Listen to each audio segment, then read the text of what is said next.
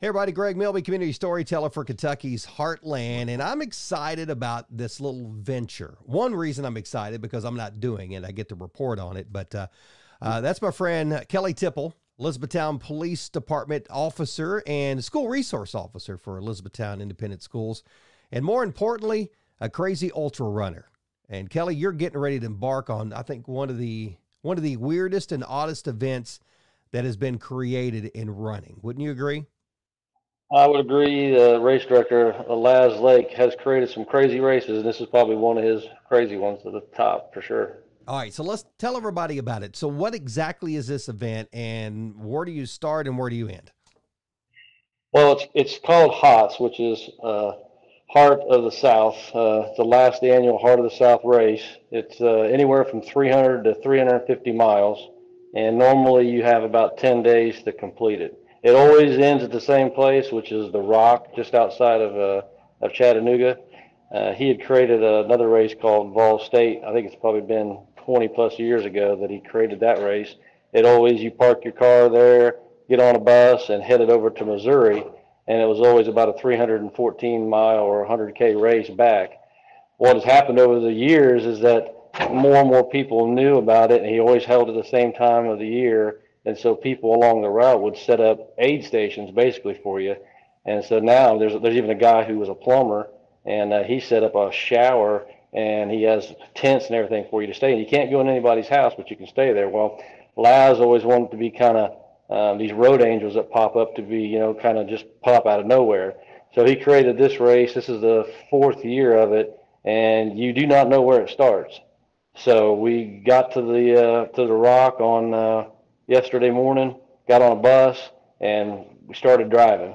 So at the end of the day, he normally drives the route backwards. Last year, the first year I did it, we ended up in Frankfort, stayed at the hotel there at the Capitol building. Next morning, touched the old Capitol steps and ran over around Rupp Arena and then back over to Danville and then went down 127, and you end at the Rock. But this year, in order to keep it super secret, we have no idea until just a minute ago when he emailed us the map where we're even starting at. And you can't tell us where you're starting at, correct? We cannot. We've been sworn to secrecy. He even had us, he came around on the bus today and had us sign a confidentiality saying that we would not let anybody know. Not even my wife knows exactly where I'm at, and we're about an hour away at the hotel tonight. The start's about an hour away from here in the middle of the boondocks. So tomorrow morning at, I think it's 6:30, we get on the bus, make the hour drive, and at 8:30 he lights his cigarette like he does with all of his races, and that'll be the beginning of a 10.5 day venture, because it was going to be 351, and I believe the actual mileage is about 349 is what it ends up going to be in this time. Wow. So for those that aren't familiar with Lazarus Lake, he created a race called the Barkley Marathon, which I think you can find that video on YouTube. Yep. And he's got another race called the Backyard Ultra, which is, it's a crazy event in itself. But I think HOTS it has its own uniqueness of crazy. The fact that you park your vehicle, you get on a tour bus, and you drive until the guide tells you this is where you're going to start, and you have no knowledge of where you're going to start, and you can't pre-prep any aid along the way because you don't even know.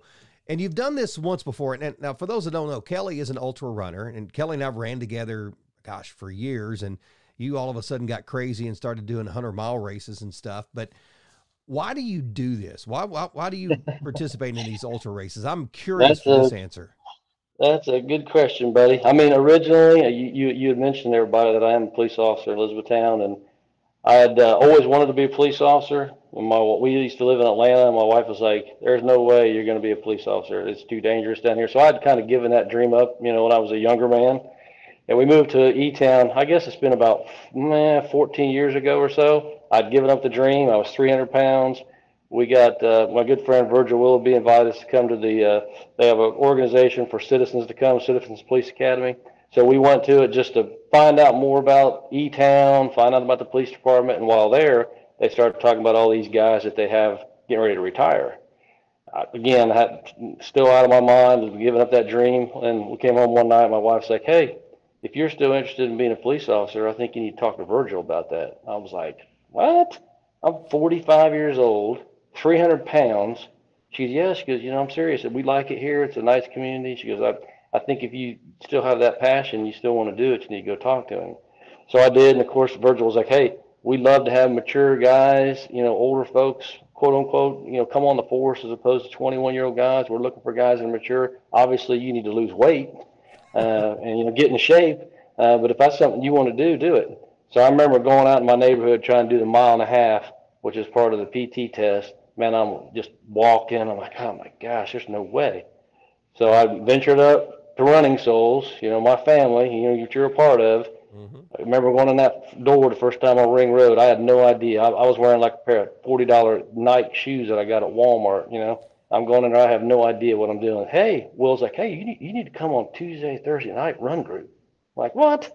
I'm not a runner. I've never been a runner in my entire life. The only time I've ever ran wrestling practice or whatever, I hated it. There's no way.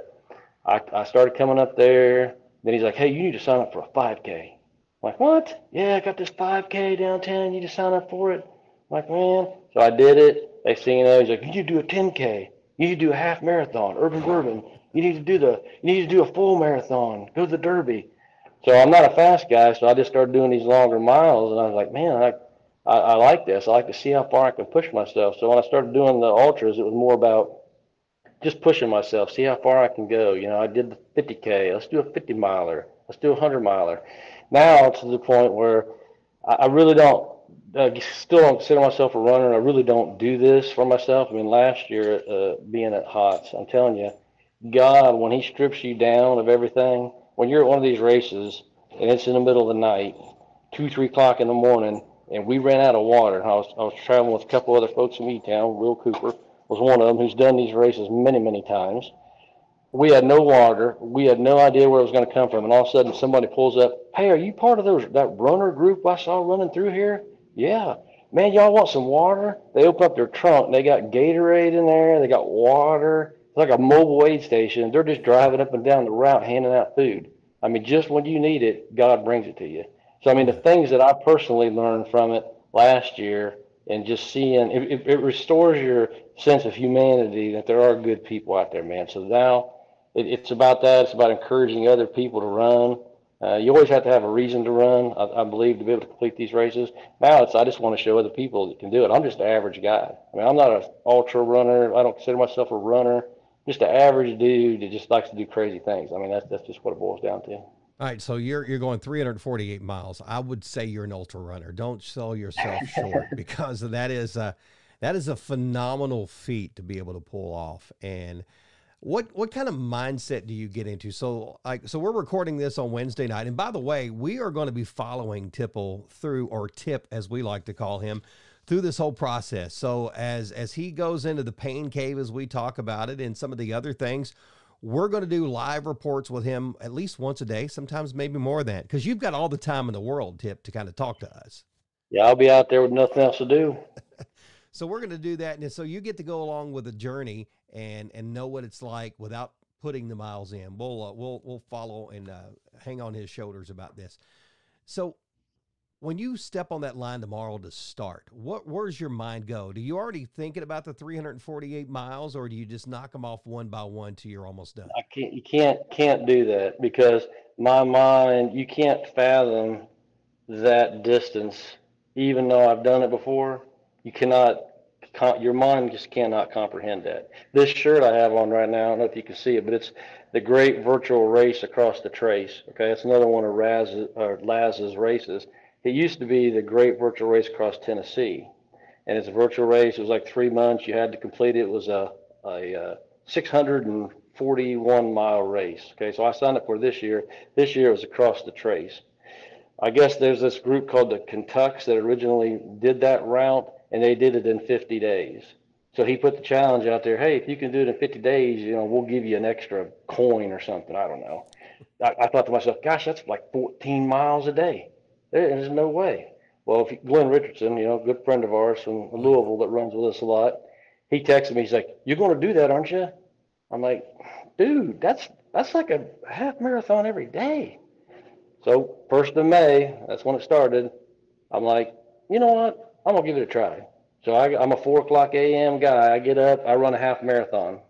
I go to school. I get 5 miles at school every day. Walking the halls, I logged 5 miles. I got home, I had 18 miles. I did a couple more miles around the neighborhood. First day I had 20 miles. Like, man, you know what? I think I can do this. So I did it. I ran. I ended up ninth place out of 2,020 runners in the world that signed up for this thing. Again, that shocked me more than anybody. I didn't believe it was possible, but I just stayed after it. And I think it took me like 26 or 7 days. I completed it. Now I signed up for BAT, which is back across the trace. So I'm actually turning around now virtually, and I'm heading back, and I'm already 100 miles heading back the other direction. So again, if I thought that in my mind, there's no way I could do it. But I had to break it down. You know what? If I can do a little bit here, a little bit here, again tomorrow, there's no way I'm going to think about that end of that race. I'm thinking about where's the next stop. Oh, there's a Dollar General. That's what Cooper and I have been doing in the hotel room here. We've been scanning Google Maps. Hey man, 13-mile marker. There's a Dollar General. Hey, at 20, there's a Waffle House. Hey man, we can sleep on this church porch at mile 25. So we're just breaking it down like that, and that's how we do it, is break it down, day by day, really. And now if you were in E-Town, you could hit a Dollar General every mile and a half. But Well, it's kind of like it is. I won't tell you again where I'm at, but yeah, it is the heart of the South, okay? The heart of the South. So if you've ever seen the shirt, it's got the map on there of the states. We're not in Ohio or Michigan, okay? So yeah, there'll be a Dollar General and a Waffle House pretty close to each other. well, I'm excited to be able to follow along with you on this journey because, the whole idea of Kentucky's Heartland was to share the things that are happening with the people, places, and events. And not everybody knows what people do in our community. And there are a lot of unique activities and things that people do. And of course, this is a very unique thing, going 348 miles over the next 10 and a half days. But Kelly, I appreciate you taking time tonight. You got to get to bed. You got to get yourself some rest. And we will link up at least once, maybe twice tomorrow. And I'm excited to be able to follow along with you on this journey. I do want to preface this with one thing, and I told you this earlier. I'm pretty coherent tonight, but as you mentioned, the pain cave's coming. I can't promise y'all how delusional what I might say as we get into day 3 and 4. So just be prepared. I'll just apologize right now for whatever's going to happen. Hey, that's what I'm here. I'll guide you through that. And you know what? We'll set that up each and every time because as somebody that has ran some ultra races, I know what it's like. And for people that aren't runners and don't understand what we do, I think it'll be very enlightening and eye-opening for them. So get some rest tonight wherever you are. And we will check in with you tomorrow as you begin that 348-mile journey. Have a good night. I appreciate it. Look forward to it.